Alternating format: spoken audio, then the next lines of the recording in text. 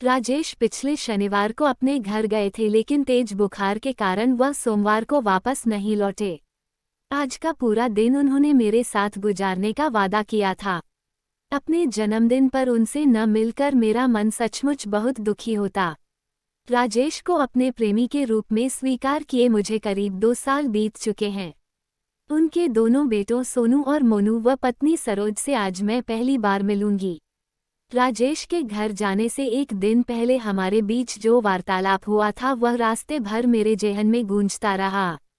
मैं शादी करके घर बसाना चाहती हूँ, माँ बनना चाहती हूँ। उनकी बाहों के घेरे में कैद होने के बाद मैंने भावुक स्वर में अपने दिल की इच्छा उनसे जाहिर की थी। कोई उपयुक्त साथी ढूंढ लिया है, उन्होंने मुझे शरारती अंदाज में मुस्कुराते हुए छेड़ा। क्यों? मैंने तड़प कर पूछा। तुम सरोज को जानती होती तो यह सवाल न पूछती। मैं अपने अकेलेपन को जानने लगी हूँ। पहले मैंने सारी जिंदगी अकेले रहने का मन बना लिया था, पर अब सब डावांडोल हो गया है। तुम मुझे सरोज से ज्यादा चाहते हो? हाँ, उन्होंने बेझिझक जवाब दिया था। तब उसे छोड़कर तुम मेरे हो जाओ। उनकी छाती से लिपट कर मैंने अपनी इच्छा दोहरा दी। निशा, तुम मेरे बच्चे की माँ बनना चाहती हो तो बनो। अगर अकेली माँ बनकर समाज में रहने का साहस तुम में है तो मैं हर कदम पर तुम्हारा साथ दूंगा। बस तुम सरोज से तलाक लेने की जिद मत करो, प्लीज। मेरे लिए यह संभव नहीं होगा। उनकी आंखों में आंसू झिलमिलाते देख मैं खामोश हो गई। सरोज के बारे में राजेश ने मुझे थोड़ी सी जानकारी दे रखी थी। बचपन में माता पिता के गुजर जाने के कारण उसे उसके मामा ने पाला था। 8वीं तक शिक्षा पाई थी। रंग सांवला और चेहरा मोहरा साधारण सा था। वो एक कुशल गृहिणी थी। अपने दोनों बेटों में उसकी जान बसती थी। घर गृहस्थी के संचालन को लेकर राजेश ने उसके प्रति कभी कोई शिकायत मुंह से नहीं निकाली थी। सरोज से मुलाकात करने का यह अवसर चूकना मुझे उचित नहीं लगा, इसलिए उनके घर जाने का निर्णय लेने में मुझे ज्यादा कठिनाई नहीं हुई। राजेश इनकार न कर दे, इसलिए मैंने उन्हें अपने आने की कोई खबर फोन से नहीं दी थी। उस कस्बे में उनका घर ढूंढने में मुझे कोई दिक्कत नहीं हुई। उस एक मंजिला साधारण से घर के बरामदे में बैठकर मैंने उन्हें अखबार पढ़ते पाया। मुझे अचानक सामने देखकर वह पहले चौंके, फिर जो खुशी उनके होठों पर उभरी, उसने सफर की सारी थकावट दूर करके मुझे एकदम से तरोताजा कर दिया। बहुत कमजोर नजर आ रहे हो, अब तबीयत कैसी है?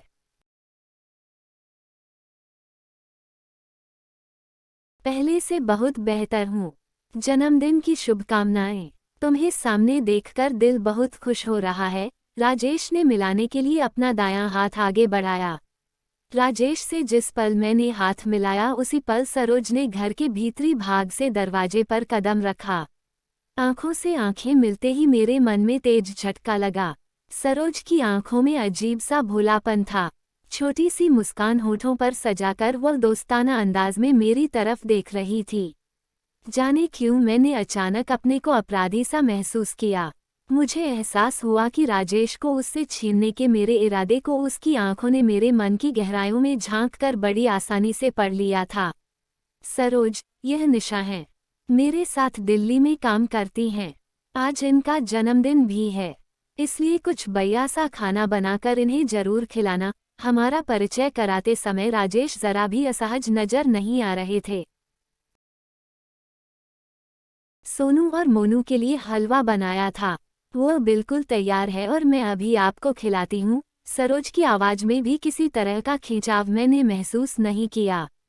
Thank you. अपने मन की बेचैनी के कारण मैं कुछ और ज्यादा नहीं कह पाए। मैं चाय बनाकर लाती हूँ, ऐसा कहकर सरोज तेजी से मुड़ी और घर के अंदर चली गई। राजेश के सामने बैठकर मैं उनसे उनकी बीमारी का ब्यौरा पूछने लगी। फिर उन्होंने ऑफिस के समाचार मुझसे पूछे। यूं हल्के फुल्के अंदाज में वार्तालाप करते हुए मैं सरोज की आंखों को भुला पाने में असमर्थ हो रही थी।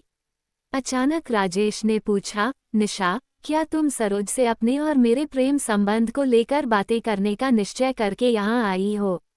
एकदम से जवाब न देकर मैंने सवाल किया, क्या तुमने कभी उसे मेरे बारे में बताया है? कभी नहीं। मुझे लगता है कि वो हमारे प्रेम के बारे में जानती है। कुछ देर खामोश रहने के बाद मैंने अपना फैसला राजेश को बता दिया। तुम्हें इतराज नहीं हो तो मैं सरोज से खुलकर बातें करना चाहूंगी। आगे की जिंदगी तुमसे दूर रहकर गुजारने को अब मेरा दिल तैयार नहीं है। राजेश के पुकारने पर सोनू और मोनू दोनों भागते हुए बाहर आए। दोनों बच्चे मुझे स्मार्ट और शरारती लगे। मैं उनसे उनकी पढ़ाई व शौकों के बारे में बातें करते हुए घर के भीतर चली गई। घर बहुत करीने से सजा हुआ था।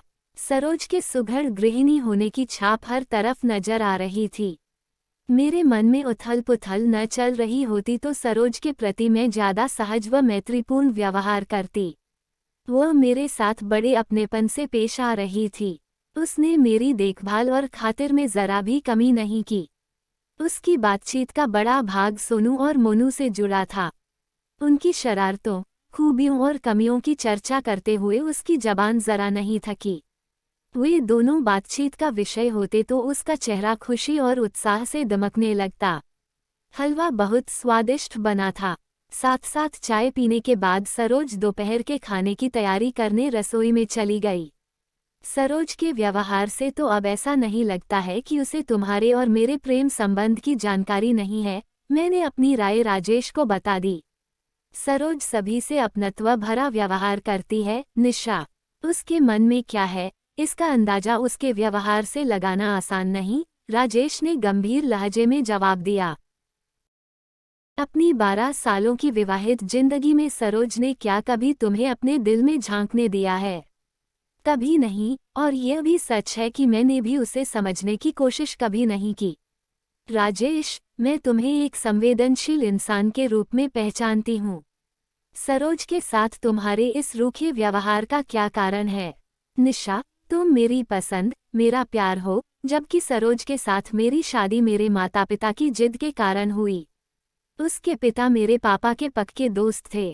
आपस में दिए वचन के कारण सरोज, एक बेहद साधारण सी लड़की, मेरी इच्छा के खिलाफ मेरे साथ आज जुड़ी थी। वह मेरे बच्चों की माँ है, मेरे घर को चला रही है, पर मेरे दिल में उसने कभी जगह नहीं पाई। राजेश के स्वर की उदासी मेरे दिल को छू गई। उसे तलाक देते हुए तुम कहीं गहरे अपराधबोध का शिकार तो नहीं हो जाओगे? मेरी आंखों में चिंता के भाव उभरे। निशा, तुम्हारी खुशी की खातिर मैं वो कदम उठा सकता हूँ, पर तलाक की मांग सरोज के सामने रखना मेरे लिए संभव नहीं होगा। मौका मिलते ही इस विषय पर मैं उससे चर्चा करूंगी। तुम जैसा उचित समझो, करो। मैं कुछ देर आराम कर लेता हूँ। राजेश बैठक से उठकर अपने कमरे में चले गए और मैं रसोई में सरोज के पास चली आई। हमारे बीच बातचीत का विषय सोनू और मोनू ही बने रहे। एक बार को मुझे ऐसा भी लगा कि सरोज शायद जानबूझकर उनके बारे में इसीलिए खूब बोल रही है कि मैं किसी दूसरे विषय पर कुछ कह ही ना पाऊं। घर और बाहर दोनों तरह की टेंशन से निपटना मुझे अच्छी तरह से आता है। अगर मुझे देखकर सरोज तनाव, नाराजगी, गुस्से या डर का शिकार बनी होती तो मुझे उससे मनचाहा वार्तालाप करने में कोई असुविधा न। उसका साधारण सा व्यक्तित्व, उसकी बड़ी बड़ी आंखों का भोलापन, अपने बच्चों की देखभाल व घर गृहस्थी की जिम्मेदारियों के प्रति उसका समर्पण मेरे रास्ते की रुकावट बन जाते। मेरी मौजूदगी के कारण उसके दिलो दिमाग पर किसी तरह का दबाव मुझे नजर नहीं आया। हमारे बीच हो रहे वार्तालाप की बागडोर अधिकतर उसी के हाथों में रही। जो शब्द उसकी जिंदगी में भारी उथल पुथल मचा सकते थे वे मेरी जबान तक आकर लौट जाते। दोपहर का खाना सरोज ने बहुत अच्छा बनाया था, पर मैंने बड़े अनमने भाव से थोड़ा सा खाया। राजेश मेरे हाव भाव को नोट कर रहे थे पर मुंह से कुछ नहीं बोले। अपने बेटों को प्यार से खाना खिलाने में व्यस्त सरोज हम दोनों के दिल में मची हलचल से शायद पूरी तरह अनजान थी। कुछ देर आराम करने के बाद हम सब पास के पार्क में घूमने पहुंच गए। सोनू और मोनू झूलों में झूलने लगे। राजेश एक बेंच पर लेटे और धूप का आनंद आंखें मूंद कर लेने लगे। आइए, हम दोनों पार्क में घूमें। आपस में खुलकर बातें करने का इससे बया मौका शायद आगे न मिले। सरोज के मुंह से निकले इन शब्दों को सुनकर मैं मन ही मन चौंक पड़ी। उसकी भोली सी आंखों में झांककर अपने को उलझन का शिकार बनने से मैंने खुद को इस बार बचाया और गंभीर लहजे में बोली, सरोज, मैं सचमुच तुमसे कुछ जरूरी बातें खुलकर करने के लिए ही यहाँ आई हूँ। आपकी ऐसी इच्छा का अंदाजा मुझे हो चुका है। एक उदास सी मुस्कान उसके होठों पर उभरकर लुप्त हो गई। क्या तुम जानती हो कि मैं राजेश से बहुत प्रेम करती हूँ। प्रेम को आंखों में पढ़ लेना ज्यादा कठिन काम नहीं है निशा जी।